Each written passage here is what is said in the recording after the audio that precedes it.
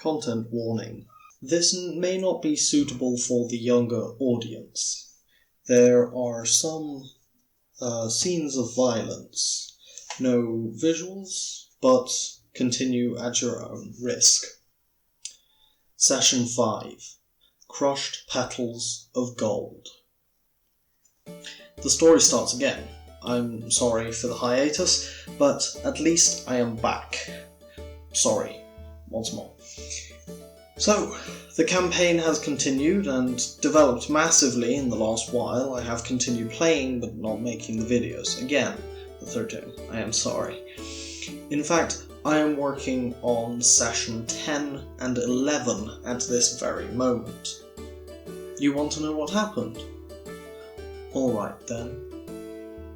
The party finally arrived at their first local stop, first float, at the very end of the day. The sky a melting pot of gold, scarlet, and royal purple, distant clouds flashing with silhouettes of the storm vessels. Not disturbing the silence, the new constellation lit up in the dark. The group entered the town, dark now, the only light a strong purple from the mystery above. It was peaceful. Was peaceful. As the light beams cooled down from the new stars, chaos broke loose. The first sign that this town was, well, hard, was the small collection of daggers hidden by each and every door. The dragon-hearted did not notice these. What they did notice were the shattered tiles on the ground. Then, a few steps into the town centre, the quiet seemed to change from a reminder of calm and peace to a reminder of silent, creeping death. Their tread lightened, and their glances became more and more panicked. All the tides are in. The creatures who had spoken stood beside them, seemingly appearing out of molten shadow. He and his companion seemed to be large men, robed, strongly set, and hooded, seemingly with nothing beyond. Behind them a tile shattered. Large claws pulled the metal rim from the closest building's gutters. The two hooded men whipped around. One saw for a split second. A large wolf-sized dragon dived from the roof, gurgling molten sand with a hiss. His blunt, digging claws pulled the deep cowl from the man's, nay, creature's face. Within seconds, the dragon spewed forth sand at temperatures of over 1,500 degrees. The orange glow of the glass subsided, and the group had a clear line of sight. The man with the face of an anglerfish. Refracted through the new glass, his huge black sheets of eyes stared into the distance, his jaw of translucent teeth shattered. The fight was one-sided at first. The hits rained down on the dragon, distractions, the glue-like substance, scrab blood, lightning bolts. The dragon turned the tide. He grabbed the man, the creature of the tide cult, and turned his head upwards. The battle shifted, now in the dragon's favour. The dragon, badly hurt, raged on, the blast furnace of the mouth dripping, drips shattering the silence between cries of pain and the strikes of weapons. The dragon caught hold of Harpen, intending to bring him to the same fate of the tidesmen. With terror in his eyes, he pulled the dragon off with the help of the smaller yet stronger grey shaking. A large tear in his shoulder, however, was unavoidable. The battle was lost if nothing changed. It changed, with a simple sound of a bolt shifting open and a wooden creak of a door. Everyone rushed inside the stranger's house, no hesitation. 2 more tidesmen approached and got torn and shattered, but not before the flailing sand beast had clawed Harpen once more. Grey ducked in and out of the door, his steel bolt head striking the hardened bone-like dragon scale. He ducked out again, but the dragon was gone.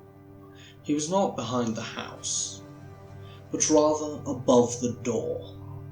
A hectic struggle and the dragon was stabbed out of the doorframe, ablaze with its own fury, its teeth gnashing at the glass forming on its lips.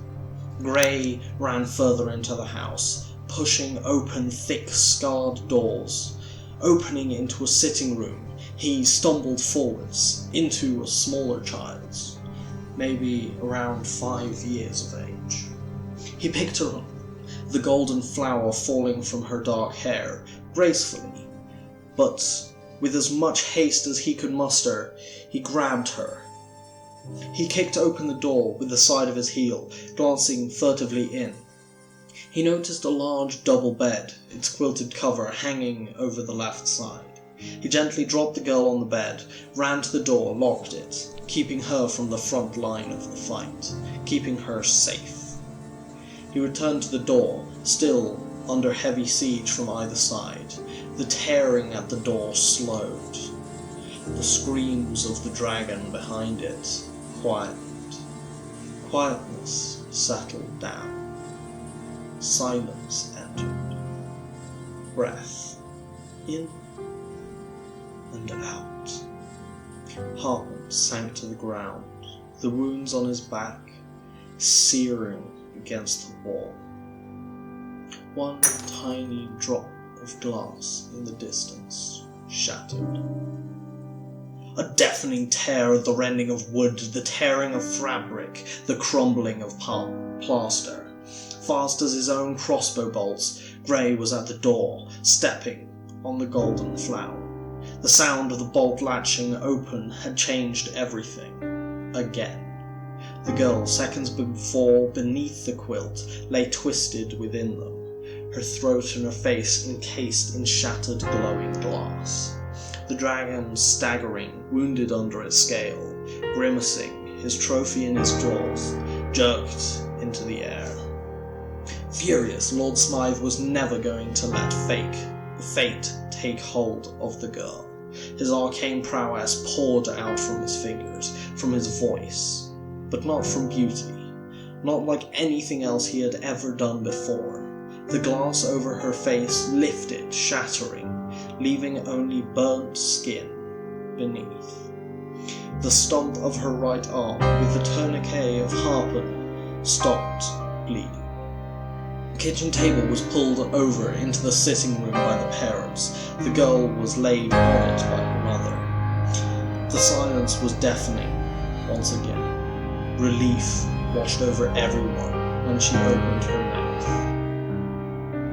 This turned to fear as she coughed up blood and glass. She still had a 12-centimeter shard of this accursed material in her throat.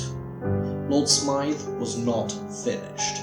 Pulling arcane shards of his remaining energy, he shattered the large moat of sand glass. She coughed again.